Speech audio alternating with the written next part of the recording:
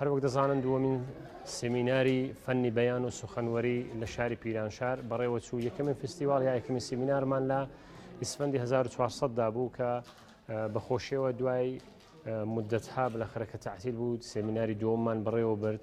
ئەو سمینارە بەرهەمی کۆی ئەو کەسانانەکە وەکو هونەرجوو لە دەورەکانی فەنی بەیان و بێژەری و پێشکەشکاری یا سوخەنڕانی بەشداریان کردووە کە وەکو ئامار 65 نەفرێک بەشداری ئەو کۆڕانیان کردبوو، ئەو دەورانیان کردبوو. بەخۆشیەوە ئەو شۆ خەڵاتی کۆتایی یا خەڵاتی سەرکەوتن لە دەورەکەی پێشکەشکرا بە ئەو کەسانێک کە وەکو هونەرجوو بەشداری ئەو دەورانیان کرد.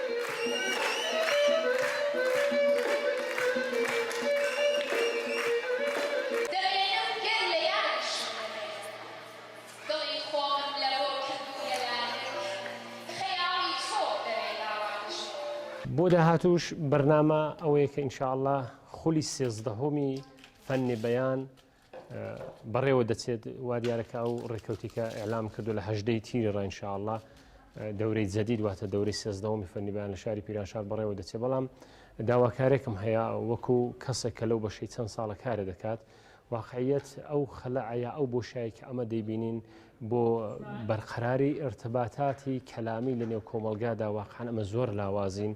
پێویست ئەوەیە کە واقعاً ئەمە سەطحی معلومات و عیلمی خۆمان لەو بەشەی بەرینە سەرێجا وەکو پێویست دۆستان دەتوانن بەشداری کلاسەکان بکەن یا ئەوەی کە وەدوی مەنابعێک بکەون کە لەو بەشەیدا پسپۆران و مامۆستایان و کارناسان نووسیوێنە کە دەتوانن واقعاً کاریگەر بێت لەسەر ارتباطی کەلامی لەناو کۆمەلگا.